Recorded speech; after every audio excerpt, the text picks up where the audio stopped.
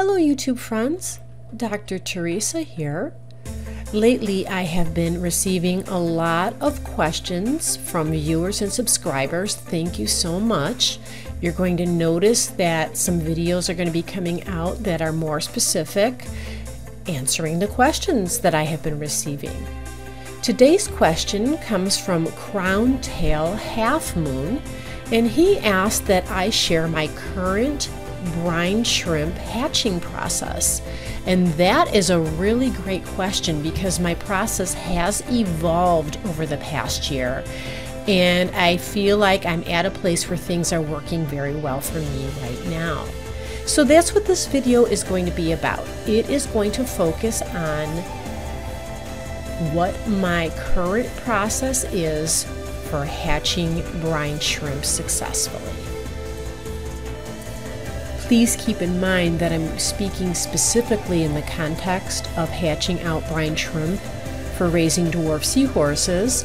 I imagine a lot of what I do could be transferred for other fish keeping as well, but I am keeping in mind the hatching ratios that I need for my purposes. To start off, I keep 2 5-gallon buckets of prepared salt water that I mix myself. The one that says Seahorse tank has only reverse osmosis water and sea salt in it. The one that says brine shrimp on it has tap water and salt that I mix in using an old power head. And I mix the correct ratios, measure, and let the power head mix up the water for an hour or two. And I just keep that bucket of prepared salt water and make a new one when I need more. And this is the water that I use to hatch out my brine shrimp. I just scoop it out of there.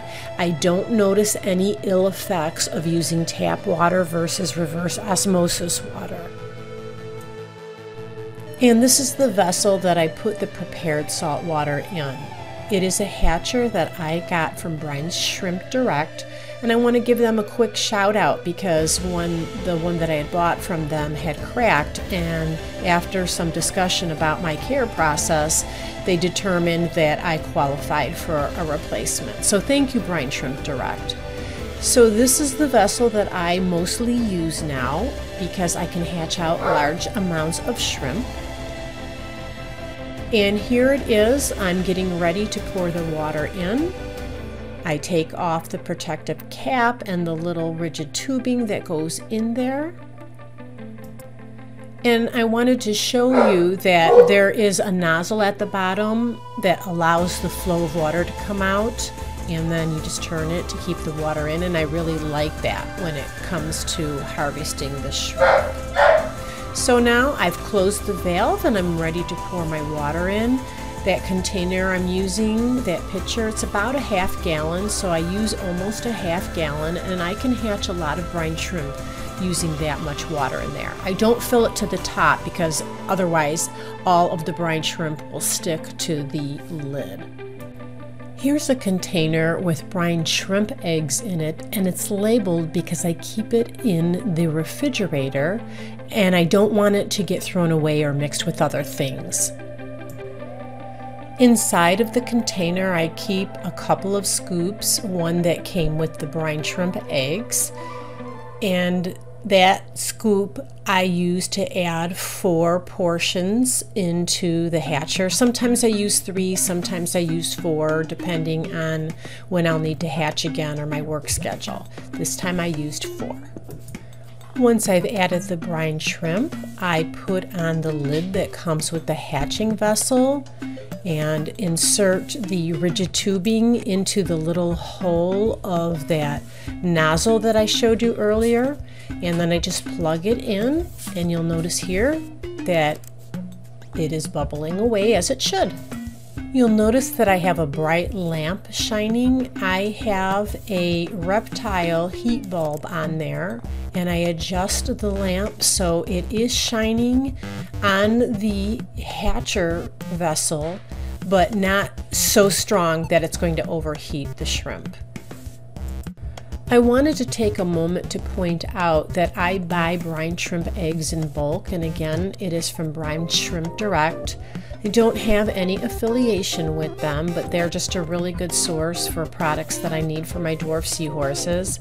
So I bought a pound. It is a big expensive investment, but it lasts me a long time. I keep it in my freezer, and then I portion out how much I need in the refrigerator, and when the refrigerator amount is used up, then I add more from the freezer. And I do this because the eggs don't last as long in the refrigerator as they would in the freezer, so I just take out what I need.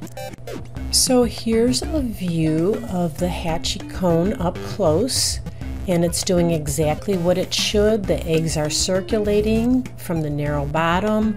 The rigid tubing is inserted in the hole there for that connector. And here is the batch after approximately 24 hours. Look how red it looks. I try to go about 24 hours, and that's a good amount using my heat lamp before I start harvesting. When I'm ready to collect the brine shrimp, I unplug the airline tubing, and then I let the vessel sit for about 10 minutes. And you're going to notice here that the swimming brine shrimp are going to start to move towards the bottom, and that the floating hatched eggshells will move up toward the top.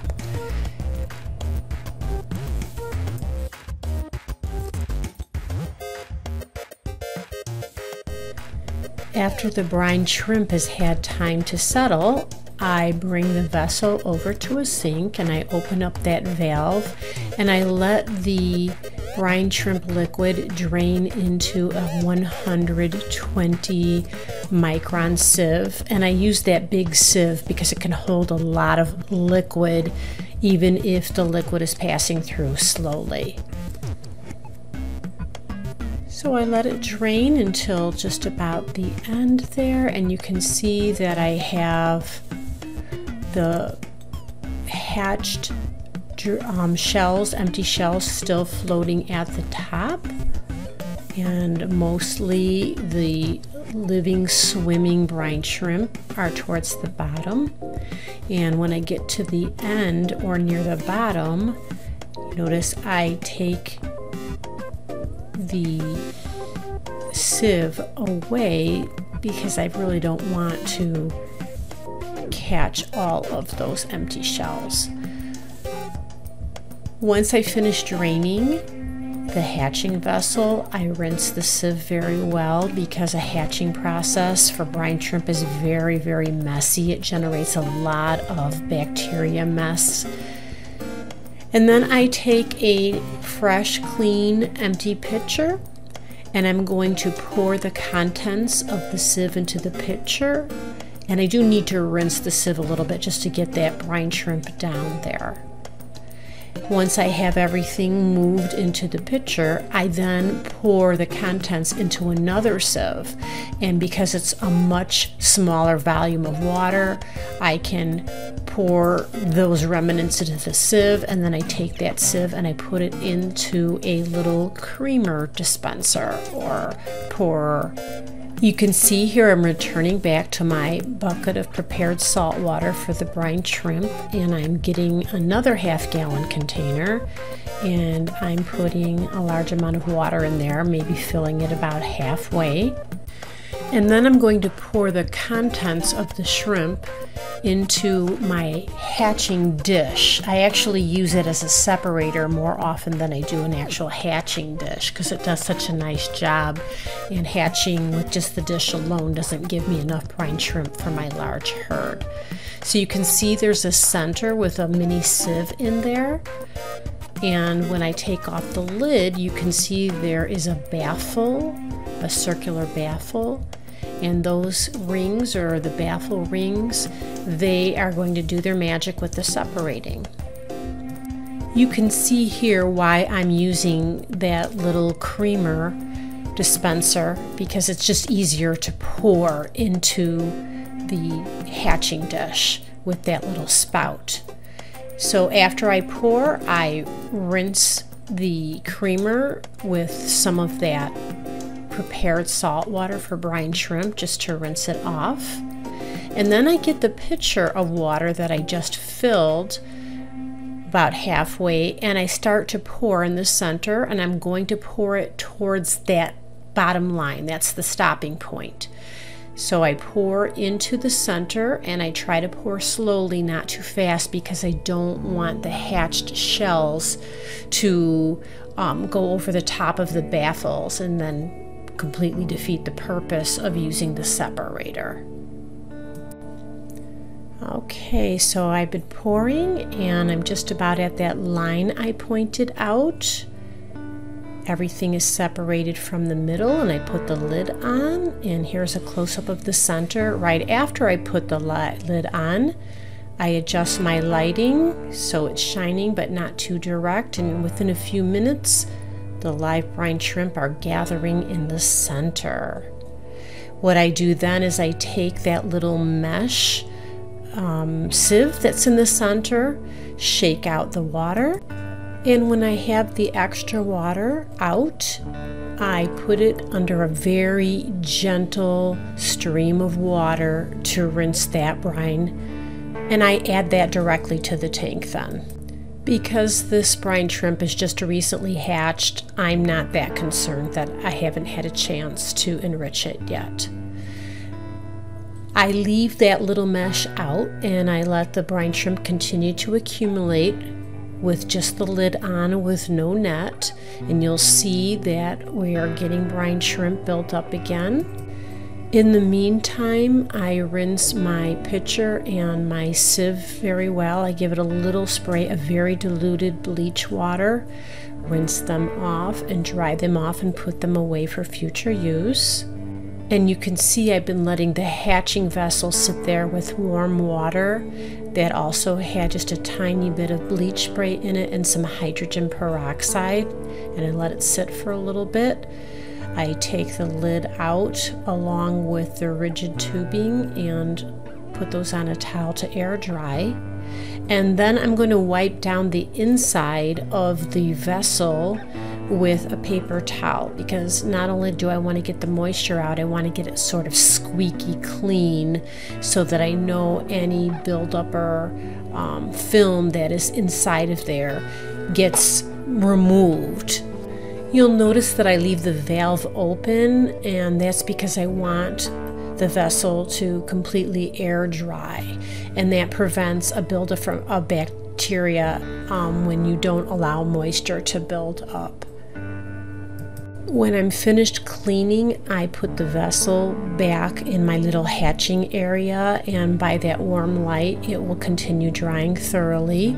And meanwhile, we're taking a look at the center of the hatching dish, and the brine shrimp are definitely accumulating. I mentioned that I used the hatching dish mainly to separate brine shrimp, but these are really great for going on vacation, and you can get a couple of dishes hatching at once and just have someone come over once a day to feed the seahorses from those dishes. Well, after a little time has passed, there is quite a bit of live brine in the center, so I am ready to start taking that out of the center now using a turkey baster. Once I remove the lid, you can see how all of the brine shrimp is concentrated in those center rings, and that the hatched shells that were mixed in are left on the outside.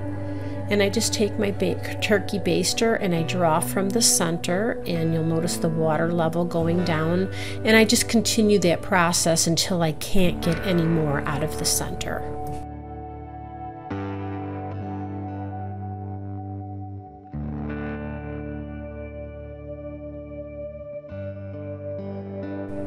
Here's what's at the bottom of the pitcher when I'm done.